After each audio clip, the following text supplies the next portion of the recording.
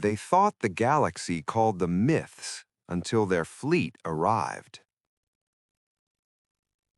The Grand Archive of Thessera Prime was older than most empires. From the outside, it looked like a palace made of glass and starlight.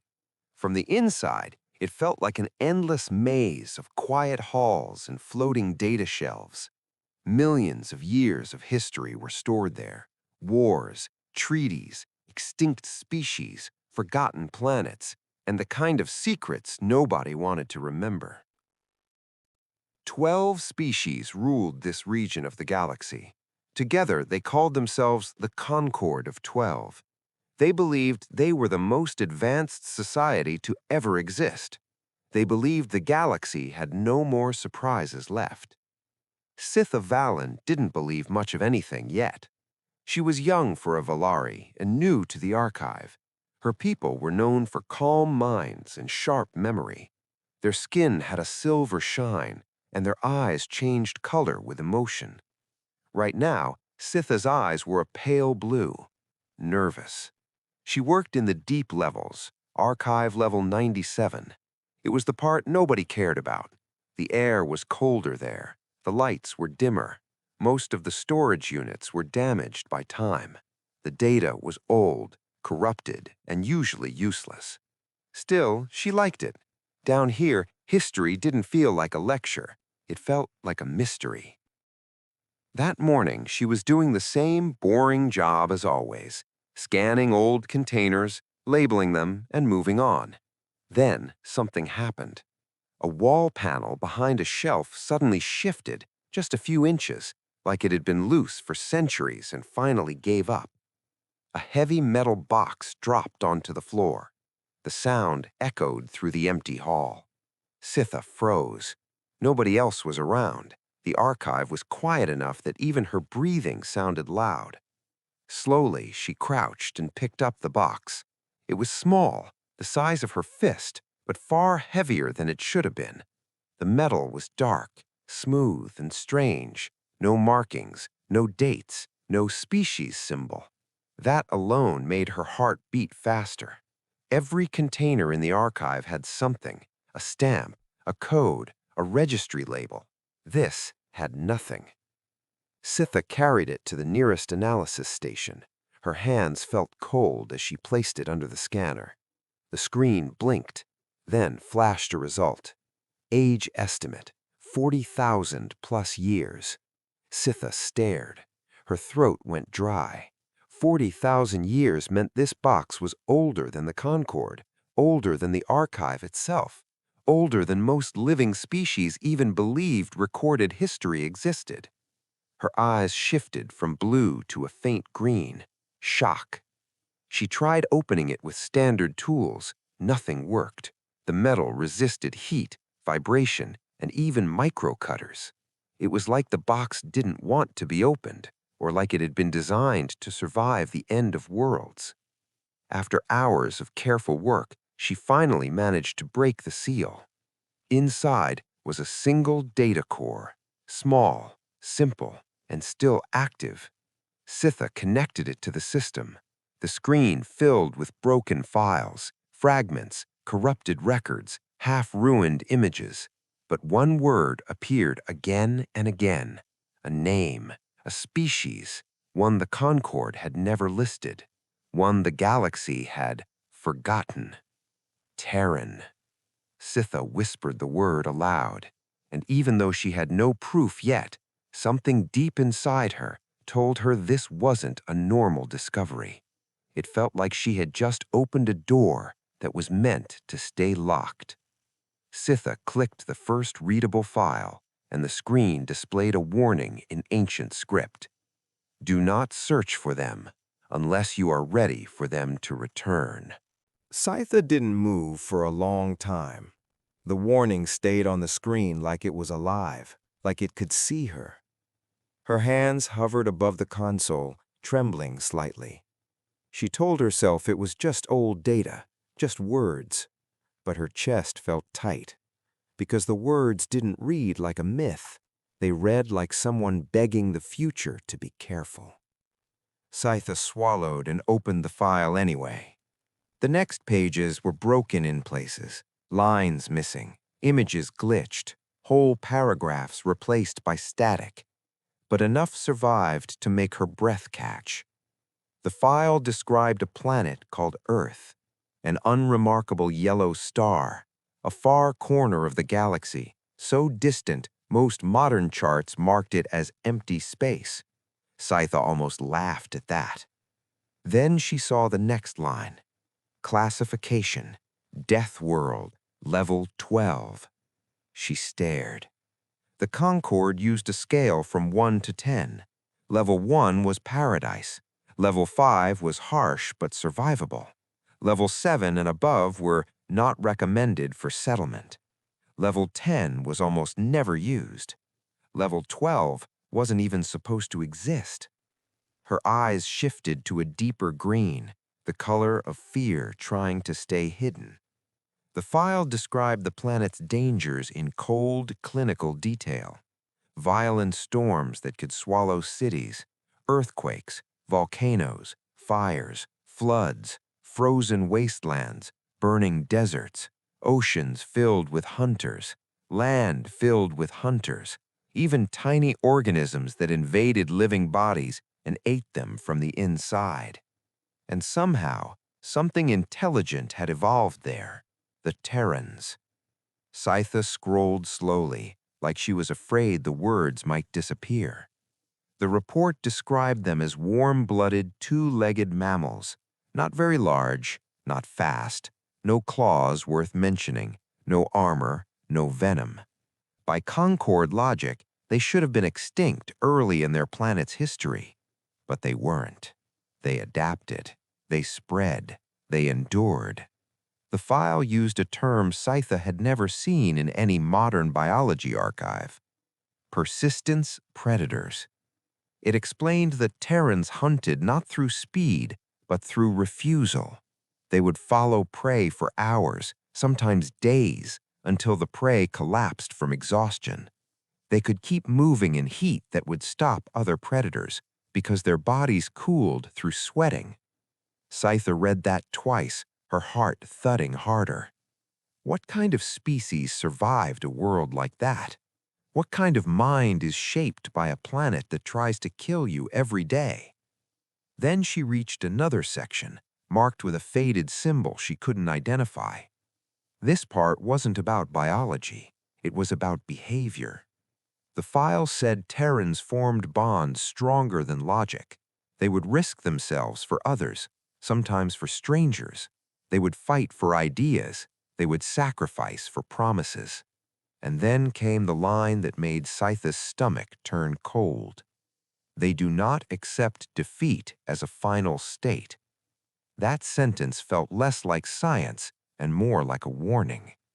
Sitha leaned back, trying to breathe slowly. This couldn't be real. If this species existed, the Concord would know. The archive would have records. The Concord had lists of thousands of extinct species, yet the name Terran wasn't anywhere in modern history. Sitha opened the main database and searched again. Nothing. No references. No matches. Not even a rumor. That was when she noticed something strange.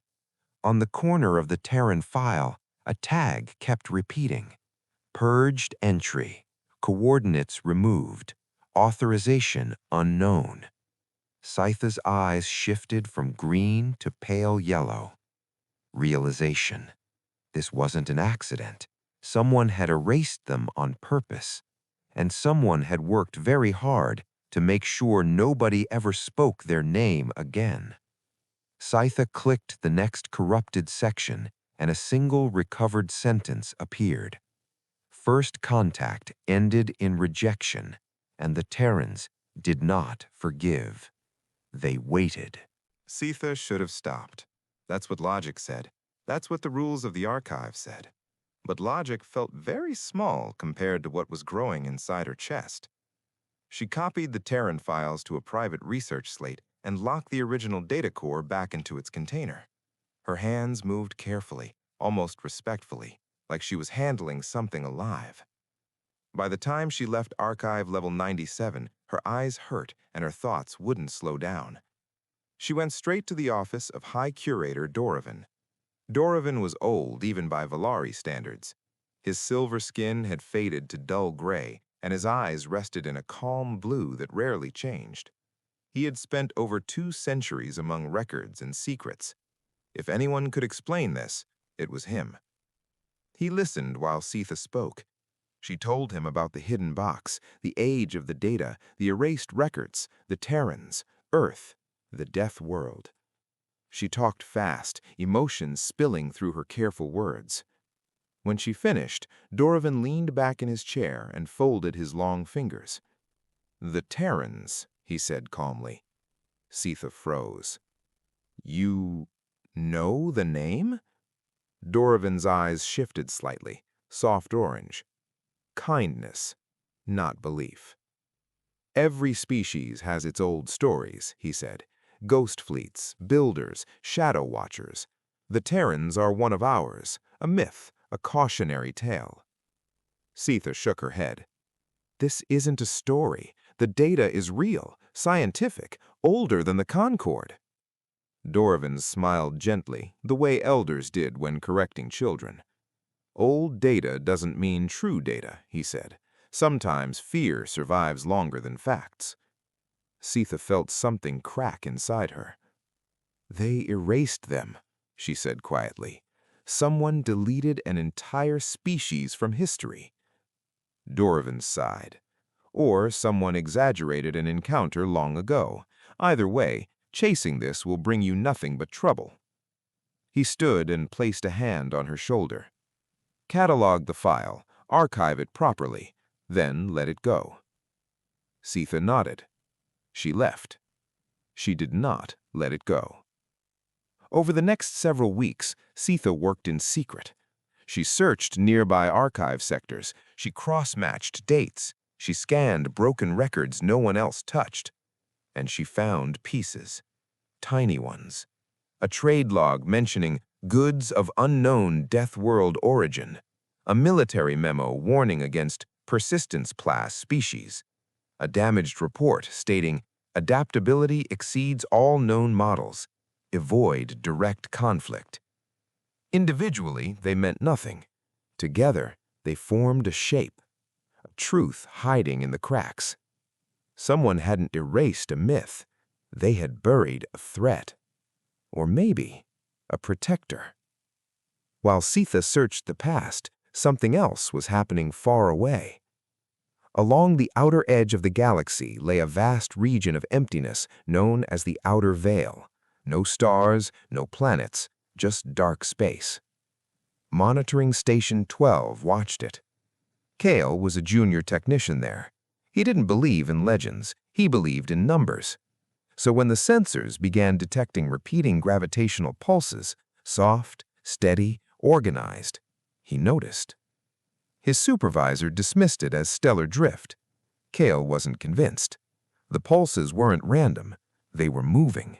Together. In formation. As Kale saved the data to a private drive, one terrifying thought settled in his mind. Empty space doesn't move like that unless something very large is crossing it. Kale should have followed protocol. He should have filed another report and waited. But he had already done that, twice. And both times, the report disappeared into the same dead place, the low priority queue, the place where warnings went to die. So instead, he did something risky. He copied the latest readings onto a private storage device, slipped it into his jacket, and walked out of monitoring Station 12 without telling anyone. The air outside was cold and thin. The station sat on a lonely rock at the edge of nowhere, a place so far from the Concord's core worlds that even the stars looked different. Kale looked up at the black sky and felt his stomach twist. He didn't know what was coming, but he knew something was. Back on Thesara Prime, Sitha's obsession became a secret second life. She smiled in public, she worked like a proper archivist, she attended the boring meetings, She filed her reports, but every night she returned to the deep archives. She kept digging, and the deeper she dug, the stranger the present became. Because while the Concord argued over trade routes and border disputes, rumors began spreading through the outer reach, the frontier colonies at the galaxy's edge. At first, they were just strange stories. A cargo ship's navigation system changed course without input, avoiding an unseen radiation pocket.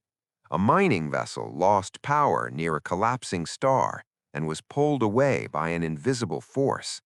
A small colony received a warning transmission in broken galactic common. Move to high ground. You have 4 hours. They moved. 4 hours later, a landslide buried the valley.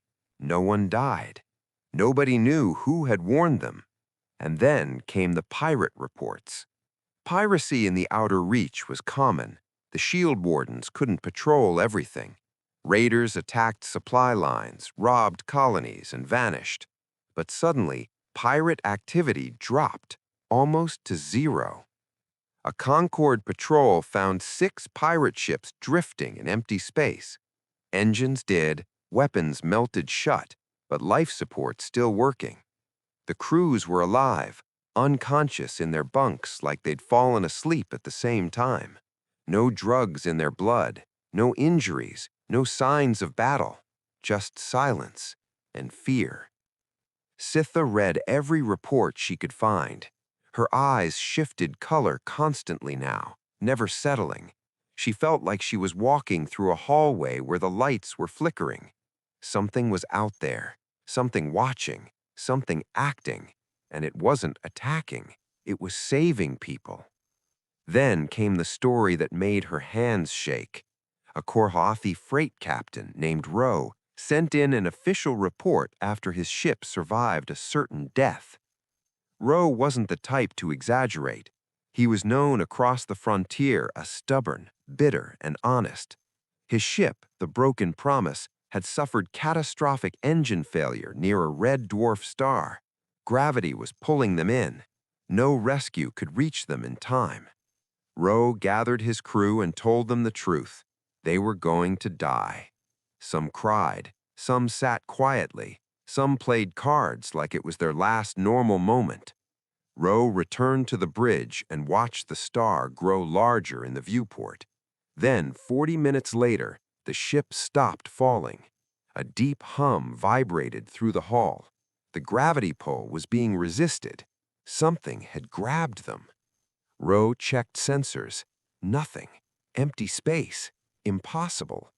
He broadcast on every frequency. "This is Captain Ro of the freighter Broken Promise. Whoever you are, please identify yourself." Silence. Then his comm screen flickered. An image appeared, blurred, unstable, like the signal was being carefully controlled. A figure stood upright, bipedal, unknown. One arm raised, palm open, a gesture that somehow felt ancient, peaceful. The image lasted 10 seconds, then vanished. The ship was released safely into open space. No trace of what saved them. Ro reported everything. Most people laughed. Sitha didn't, because she knew exactly what she was looking at. Sitha stared at Ro's report, then whispered the word she hadn't dared to say out loud before. Terran. And deep in the archives, her ancient data core suddenly activated itself, displaying a new line. They have been seen. Sitha didn't sleep that night. She sat in her small apartment near the Grand Archive, staring at the ceiling as if answers might appear there. Every time she closed her eyes, she saw the same image from Ro's report. The unknown figure, the raised hand, the calmness. It wasn't the calm of weakness. It was the calm of something that didn't need to prove itself. By morning, Sitha's fear had turned into something sharper, determination. She couldn't keep this to herself, not anymore. So she did what her mentor had warned her not to do. She prepared a case for the Concord Assembly. High Curator Doravan was waiting when she came to his office. He didn't look amused this time. He looked tired. Sitha placed her report on his desk, the ancient Terran file fragments, the erased coordinate tags, the frontier rescues, the disabled pirate fleets, Rose's testimony, and the early gravitational anomalies Kale had recorded. Doravan read in silence. When he finished, his eyes shifted from blue to a faint gray. Concern. "This is more than I expected," he admitted. Sitha leaned forward. "You still think it's a myth?" Doravan didn't answer right away. Then he said quietly, "I think something is happening, but the assembly will not listen." "Then I'll make them," Sitha replied. Doravan stared at her for a long moment. Then he sighed. "If you're going to be humiliated," he said, "at least let it be with proper documentation." That was Doravan's way of saying he was on her side, in his own careful, frightened way. 2 weeks later, the Concord Assembly gathered in the great dome chamber. The chamber was massive, designed for 12 ruling species and dozens of minor representatives. Seats rose in rings around a central platform. Everywhere Sitha looked, she saw power. The Dralith delegation sat tall and armored, scales gleaming, warriors pretending they weren't afraid. The Korvathi delegation sat with cold eyes, calculating profit even in crisis. The Thessari sat quietly, already preparing committees in their minds. The Valari sat with polite faces and careful posture, pretending they were above emotion. Sitha stepped onto the platform. Her knees felt weak, her throat tightened, but her eyes shifted to gold. Truth. She began. She spoke clearly and simply. She didn't dramatize. She didn't beg. She presented the ancient data core evidence, the erased registry tags, the reports from the Outer Reach, the disabled pirate fleets, Rose's recorded testimony, Kale's gravitational data, and finally, she said the name, Terran. A ripple ran through the chamber. Not fear, not wonder, amusement. Then laughter. It started from the Dralith ring. Their leader, Commander Valith, stood slowly, letting the laughter spread. He was huge, a decorated military commander, and his voice rolled like thunder. "A child archivist plays with old scraps and thinks she has uncovered a ghost." More laughter. Sitha's face burned, but she kept standing. "These are not scraps," she said, voice steady. "These are records, and the frontier reports are not hallucinations." Valith's eyes narrowed. "The Outer Reach is full of drifters and superstitious fools. If they claim invisible hands saved them, it means nothing." Sitha clenched her fists. "What about the gravitational readings?" she asked. "Something is moving beyond the veil, something huge." Valith shrugged. "Natural drift, noise." The Korvathi representatives murmured agreement. The Thessari asked for further review, and then the motion was raised. Dismiss the matter. Sitha watched the votes appear. One by one, lights flashed. The motion passed. The assembly dismissed her, just like Doravan said they would. Sitha stepped down from the platform, her eyes shifting to deep violet. Humiliation, pain, anger she didn't know how to hold. She walked out of the chamber with her head high, because if she let herself break, she might never stand again. That night, in a secure Dralith military compound, Warlord Chaos watched the same presentation. He did not laugh. He was old, scarred, and dangerous. He trusted data more than tradition. And when he saw Kale's readings, he felt something he hadn't felt in decades. Fear. Real fear. Kaos turned to his officers and spoke one simple order: prepare a covert fleet. We're going to the outer veil. As Kaos's warships powered up in secret, Sitha sat alone in the archive and opened the Terran file again and found a new entry that hadn't been there before. They are aware of you. Warlord Chaos didn't ask permission. He didn't inform the Concord Assembly. He didn't waste time arguing with politicians who still believed the galaxy was safe. He did what he had always done when something smelled wrong. He acted. Within days, 12 of the Drylith hegemony's most advanced warships left their territory under false transponder codes. They traveled in silence, avoiding trade lanes, moving like a blade sliding through darkness. Admiral Sarith commanded the fleet. She was loyal to Chaos, but she was not reckless. She had fought wars. She had survived disasters. She understood the difference between courage and stupidity, and this mission felt like both. 3 weeks later, they reached the edge of the outer veil. Space ahead was empty, an ocean of nothing. No stars, no dust, no light. The kind of place that made even battle-hardened soldiers feel like children. Sarith ordered the fleet to full stop. All sensors active, she said. Maximum range, no weapons charged, no targeting. Her crew obeyed, tense and silent. For a few seconds, nothing happened. Then the sensor stations started shouting. Gravitational distortion detected. Mass signatures, multiple. Energy readings off scale. Admiral, I can't calculate the numbers. There are too many. Sarith stepped toward the tactical display. Her throat went dry. On the far side of the veil, something was moving. Not one ship, not 10, thousands. A formation so wide it stretched beyond the fleet's scanning limits, and each signature was larger than any Concord ship. The lead vessel alone was so massive, Sarith's systems threw error codes. Her 12 warships, pride of the Drylith military, suddenly looked like toys. Sarith had never felt fear like this. Not the fear of death, the fear of realizing how small you truly are. She opened a secured channel to Chaos. Her voice stayed steady, but only barely.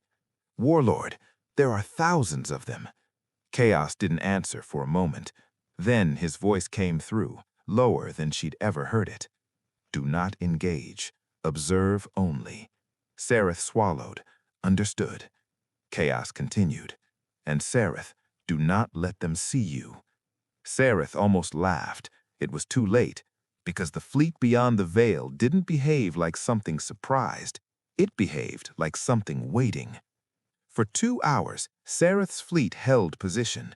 The unknown ships continued crossing the empty space with impossible speed and perfect control.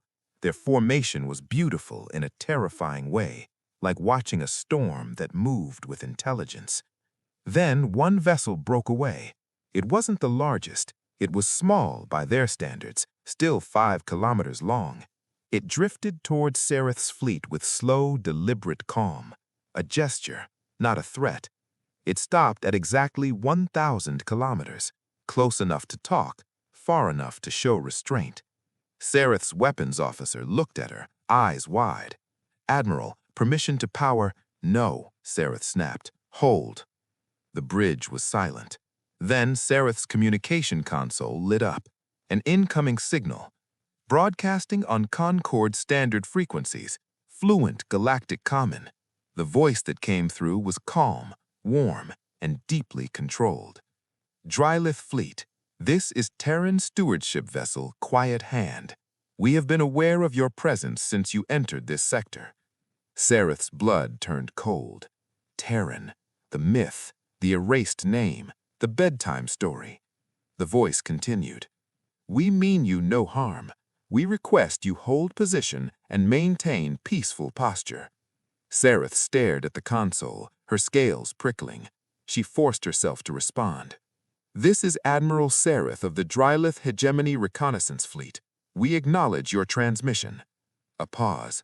Then she asked the question that shook in her chest like thunder. What do you want? The Terran voice replied, softer now.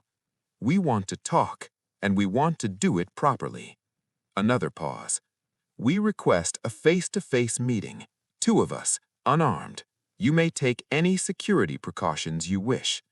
Sareth's crew looked at her like she'd been asked to invite a star into their ship. But Sareth had a soldier's instinct, and that instinct told her one thing clearly. If the Terrans wanted them dead, they would already be dead. Sareth took a breath. "Docking Bay 3, she said. 1 hour. As the Terran shuttle crossed the void toward her ship, Sareth whispered to herself, "If the myths are real, then what else is coming behind them?" Docking Bay 3 was filled with armed soldiers. Drelith Marines stood in a full circle, weapons raised, armor sealed, eyes locked on the bay doors. Even the floor turrets were active. Admiral Saraf knew it was pointless. If the Terrans wanted to harm them, no amount of soldiers would matter. But fear demanded ritual, and ritual was what soldiers used when they had no control. The Terran shuttle entered the bay with smooth precision. No vibration, no heat flare. It landed like a feather touching water. For a moment, nothing happened. Then the hatch opened. 2 figures stepped out. They were smaller than Sarath expected. Humanoid. 2 arms, 2 legs, no armor, no weapons. Just simple dark uniforms. One was a woman with deep brown skin and short gray hair. Her posture was relaxed, but Sarath saw the truth in her movements: balance, readiness, discipline. The second was a man, lighter skin, calm eyes, hands held visible at all times. A peaceful stance that also looked like a fighter's habit. The woman took 1 step forward. She didn't flinch at the ring of guns. Instead, she smiled. It was not mocking. It was tired, like someone who had waited too long for this moment. "Admiral Sarath," she said in flawless Galactic common. "Thank you for meeting us."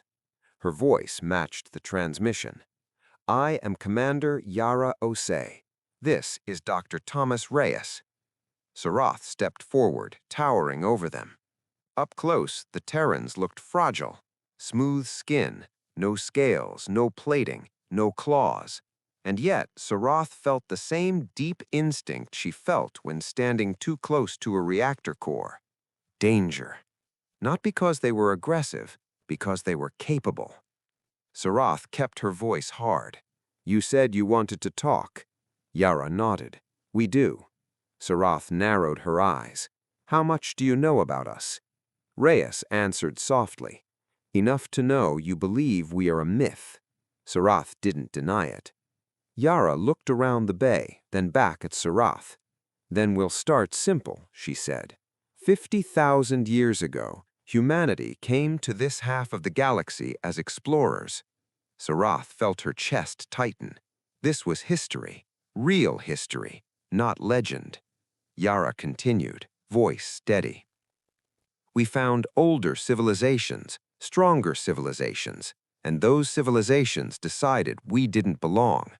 Reyes stepped forward slightly. "They denied us trade, denied us territory, burned our early colonies when we tried to settle." Sarath's jaw clenched. She didn't know what to say. Yara didn't sound angry. That was the strangest part. She sounded honest. "We had a choice," Yara said. "Fight or leave." "And you left?" Sarath said. Yara nodded. "We crossed the outer veil into the unknown half of the galaxy, and we built something new."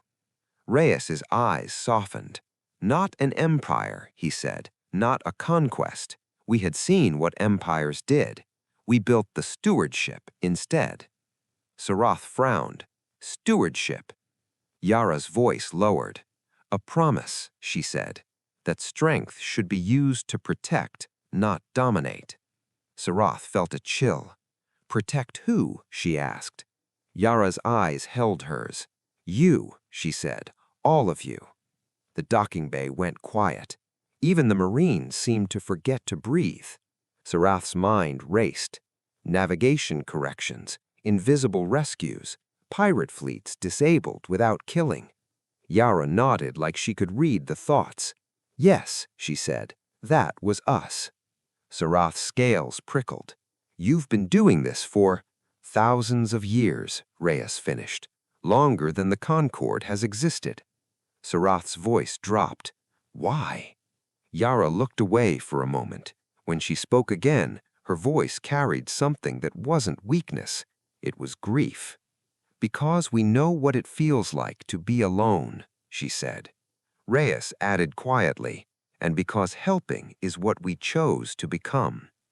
Sarath stared at them, a species erased from history, rejected, and instead of revenge, they protected the galaxy in silence. Sarath didn't know whether to feel ashamed or terrified. Then she asked the question that mattered most. If you've been hiding this long, why reveal yourselves now? Yara and Reyes exchanged a look. Sarath caught it instantly. Fear. Real fear. Yara turned back. Because something is coming, she said. Something in Sarath's stomach sank. And if we don't stop it, there will be nothing left to protect. Yara pulled out a small projector, activated it, and the air filled with a holographic map showing a red stain spreading across the far side of the galaxy. Reyes whispered, "We call it the swarm." The hologram hovered between them, slow and terrible. The galaxy filled the air of the docking bay, spiral arms glowing, stars burning like scattered embers. Sarath had seen galactic maps before. This one was different. It showed both halves of the galaxy, known space and the half beyond the outer veil. And in that dark half, a massive red region spread outward like a wound. Yara expanded the image. The red was not empty. It moved. It's not from our galaxy, Yara said. It came from the void between galaxies, from a place where nothing should survive. Reyes took over, his voice calm but heavy. The swarm is not a single species. It's a collective intelligence. Billions of organisms connected into one mind. Sarath crossed her arms. A hive. Yes, Reyes said, but older, smarter, hungrier. The hologram shifted. Star systems vanished as the red passed through them, not exploded, not destroyed, consumed. They strip everything, planets, stars, energy, even radiation. They take it all and grow. Sarath felt her throat tighten. How long have you known? She asked. 400 years, Yara replied. The number hit hard. 4 centuries of war. Silent war. We fought them alone at first. We lost worlds. We lost people. Entire systems erased. Yara zooms the image closer. Terran battle footage appeared.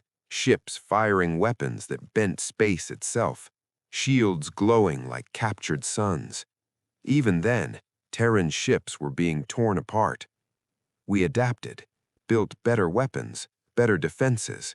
We slowed them. But you didn't stop them, Sarath said. Yara met her eyes. No. Sarath exhaled slowly. And now they're coming here. Yes, Reyes said. Yara pointed to the map again.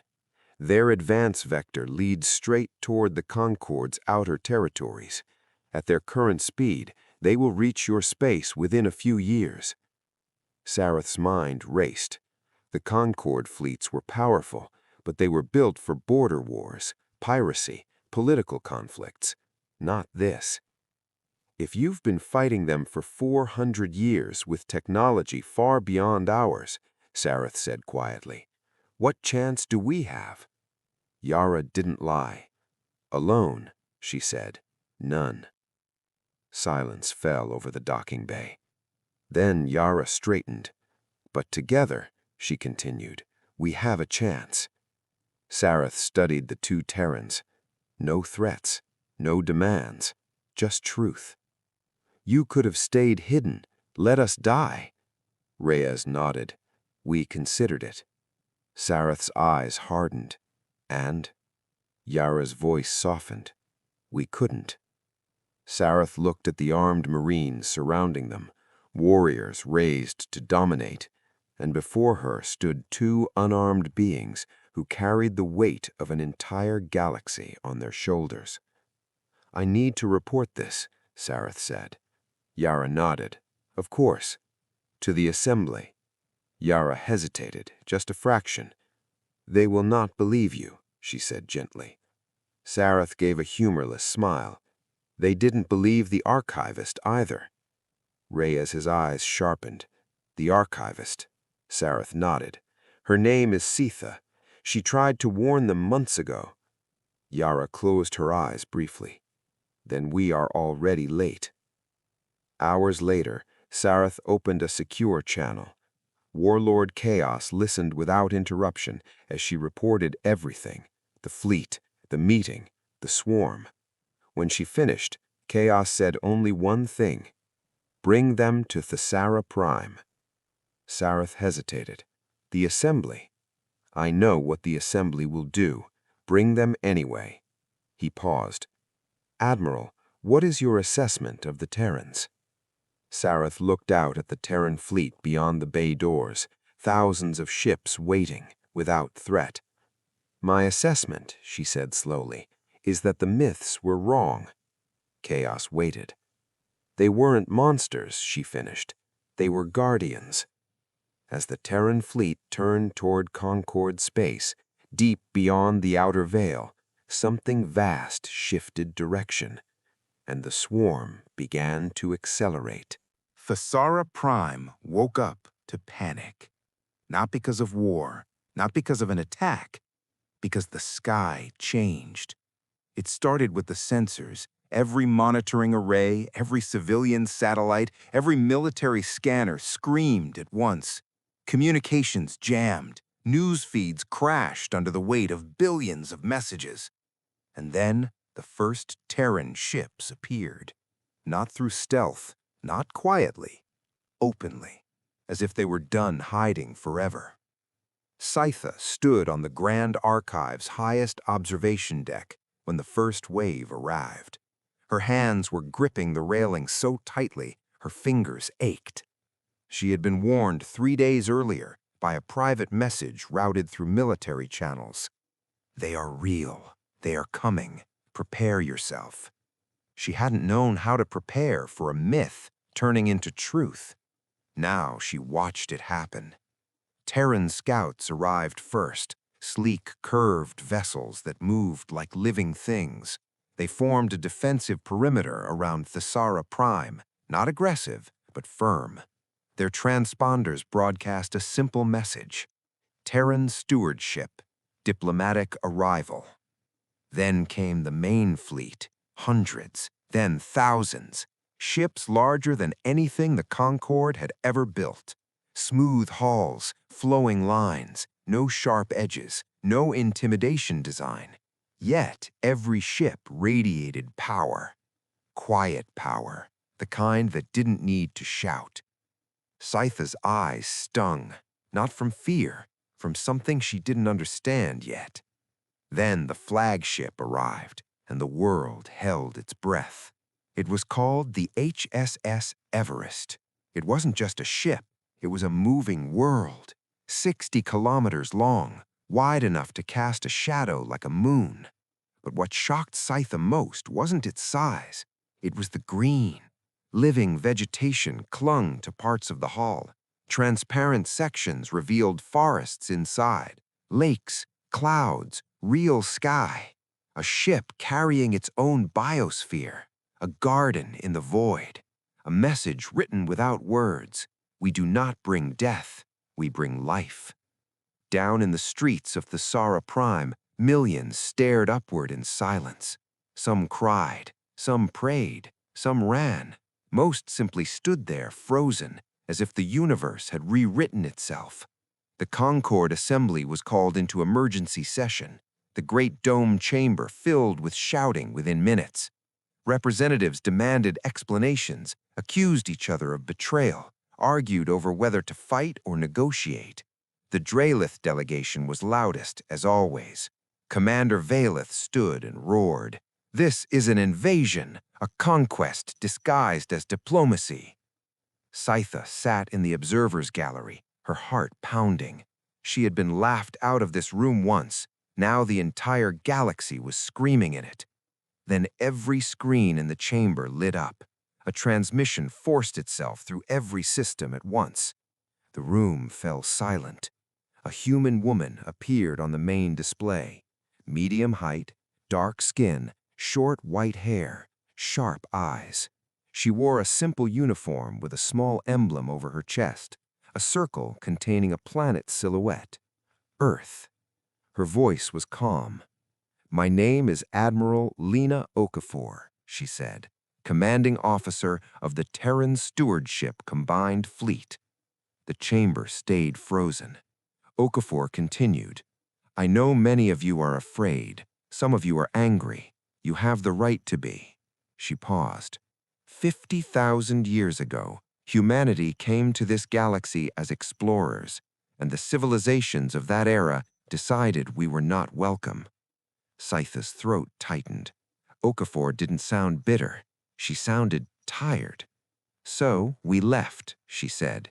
"We crossed the outer veil and built a new civilization." Her eyes hardened slightly. "Not an empire, a stewardship." The chamber remained silent. Okafor's voice lowered. 50,000 years, we watched over this galaxy from the shadows. We redirected asteroids, stabilized stars, rescued ships, neutralized threats you never knew existed. A ripple of disbelief spread. Okafor lifted her chin. "We did it because it was right."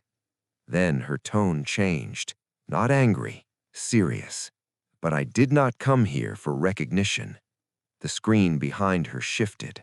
A map appeared, and the red stain spread across the far half of the galaxy.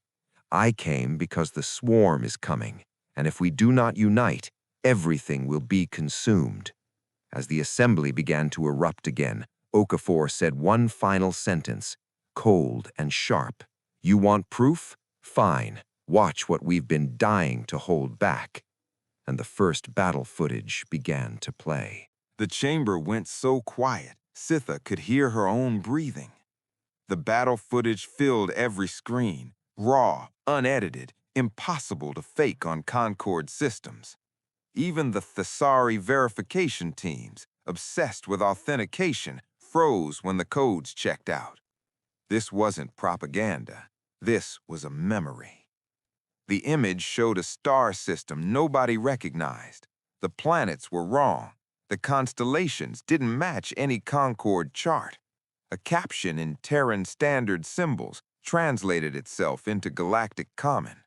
Frontline system, Keller 9, year 384 of the Swarm War. Then the swarm appeared. At first, it looked like darkness moving through space, but darkness doesn't have shape. This did. A rolling wall of biomechanical mass, creatures fused into larger creatures like living machines built from stolen worlds. They moved like liquid and purpose at the same time. Terran ships met them head-on, and Sitha's stomach turned because the Terran ships were stunning, not just large, beautiful, like they had been designed by people who loved life too much to build ugly things. The first volley fired. Beams of light struck the swarm and carved it apart. Pieces burned away into drifting ash. The assembly gasped. Then the swarm adapted. The next wave twisted its bodies, shifted its structure, and began absorbing the energy instead of being destroyed by it. Sitha felt cold spread through her chest. Even the strongest weapon became food. On screen, a Terran cruiser fired again and again, changing frequency, changing angle, changing pattern. The swarm changed with it, like it was learning, watching, thinking. The footage cut to another scene, a Terran ship breaking apart under the swarm's grip, hull melting like wax, shields collapsing, escape pods launching in panic. A final message burst from the dying ship, not a speech, one word sent on all frequencies: remember. The chamber stayed silent. Even Commander Valeth had stopped moving. His scales, once dark with anger, looked uncertain. Okafor's image remained on screen, watching the room's reaction with a steady face. You asked for proof? That is your proof. A Korvathi representative finally stood, voice tight. If this swarm is real, why should we trust you? You appear with an impossible fleet and demand alliance. Okafor didn't flinch. I am not demanding, I am warning. A Thessari diplomat raised a hand, trembling slightly. How long until it reaches our territory? Okafor paused. Sitha felt the pause like a knife. We believed we had 3 years, Okafor said, but the swarm is accelerating. Our deep arrays on the rim are going dark. That sentence hit the room like a blow. Okafor continued, voice firm. At best, you have less than 2 years, possibly less. Sitha's eyes stung. She looked around the chamber and saw it in every face. The slow collapse of pride, the moment their safe galaxy story died. But even now, some was still clinging to denial. Valeth stood again, voice shaking with rage. This could be a trick to control us. Sitha couldn't stay silent anymore. She rose from the observer's gallery. Her voice wasn't loud, but the room was so still it carried. I found Terran records in our deep archives. They were erased on purpose. You mocked me for it. Now you're watching the cost of that arrogance. All eyes turned to her. Sitha felt fear, yes, but stronger than fear was the ache of being ignored for so long. Okafor looked at Sitha through the screen. Just for a second, her expression softened. Then Okafor's face hardened again. Debate is over, she said. You can unite, or you can be eaten one by one. As the assembly prepared to vote, every alarm on the Terran flagship suddenly screamed. Then Okafor's voice returned, colder than before. They've moved sooner. The swarm's advance forces just destroyed your rim sensors. You don't have 2 years, you have months. The Concord assembly didn't shout this time. They stared. Months. Not years. Months until the swarm reached their worlds. The chamber felt smaller, like the walls had moved closer. Admiral Okafor stayed on the screen, her face calm but unyielding. She wasn't threatening them. She didn't need to. Reality was doing that for her. Warlord Chaos's image appeared beside hers, old, scarred, tired. I sent a fleet to the outer veil in secret, he said. They confirmed everything the Terrans told us. Their ships could have erased ours in seconds. They didn't. They warned us. Valeth tried to speak. No one listened. The Korvathi representatives whispered urgently among themselves, calculating losses they had never imagined. The Thessari were already pulling up logistics, supply chains, evacuation plans. The Valari sat silent, eyes shifting through colors they rarely showed in public. Fear, acceptance, resolve. Sitha stood very still in the gallery. She felt no triumph, only sadness that it had taken terror to make them listen. Okafor spoke again. We will not command your fleets, she said. This is not conquest. This is cooperation. The screen shifted. A new image appeared. 7 dead stars, arranged in a long arc through deep space. This is the threshold array, Okafor said. A system we've been building for over a century. Sitha leaned forward. The array was terrifying and beautiful at the same time. Each dead star was wrapped in vast structures, energy collectors, focusing rings, containment fields. We believe the swarm's intelligence is centralized, a core node. If we destroy it, the rest collapses into mindless fragments.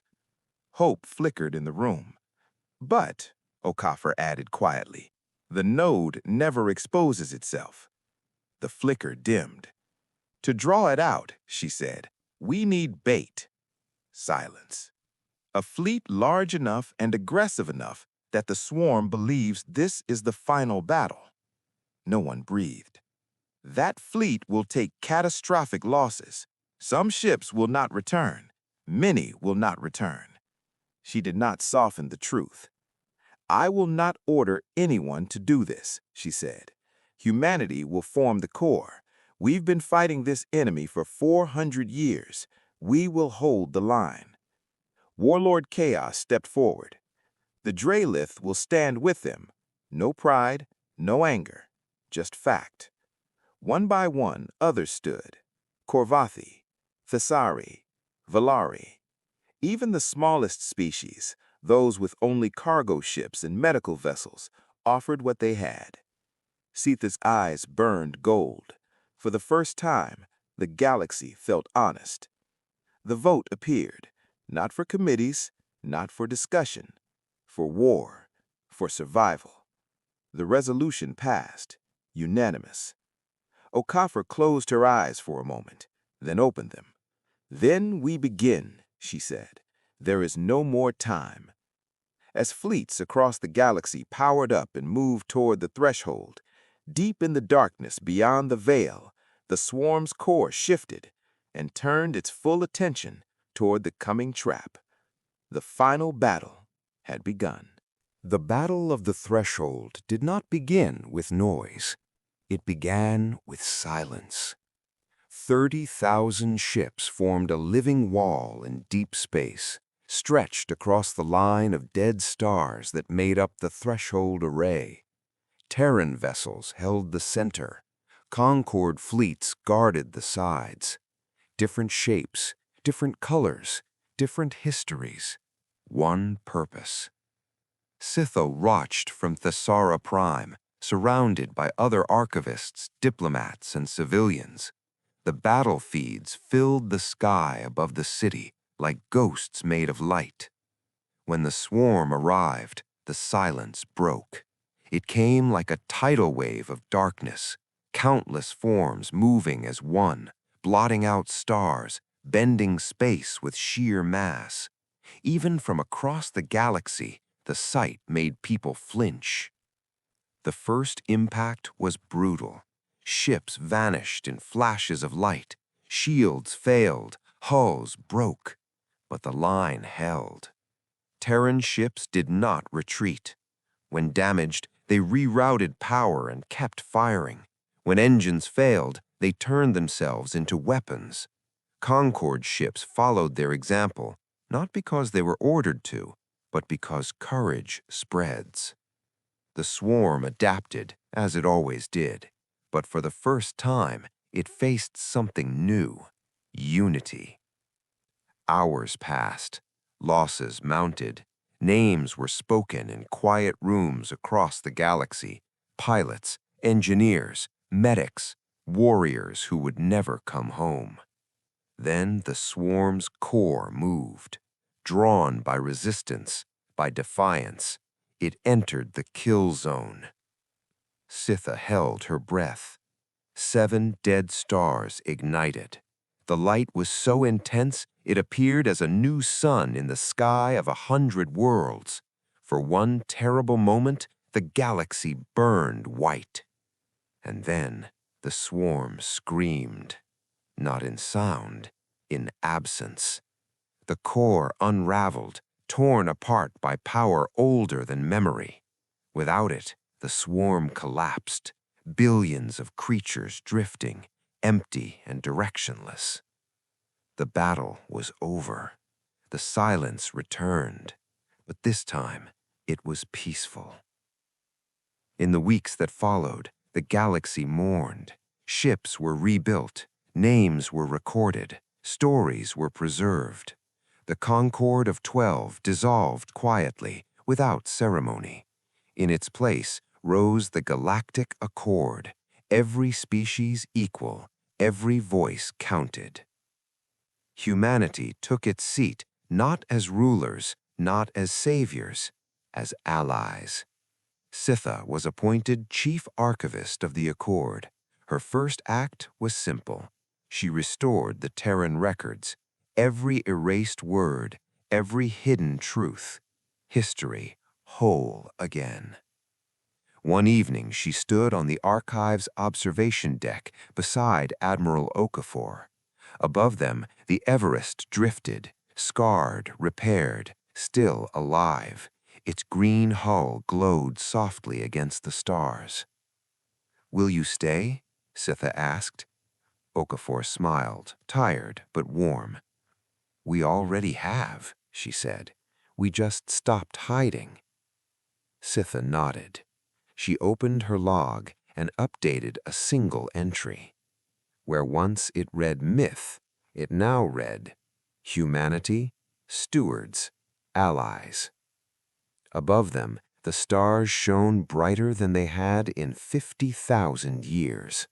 The galaxy was still dangerous, still uncertain, but it was no longer alone. The myths had returned, and this time they stayed. May this message strengthen your faith and renew your hope. Thank you for staying until the end.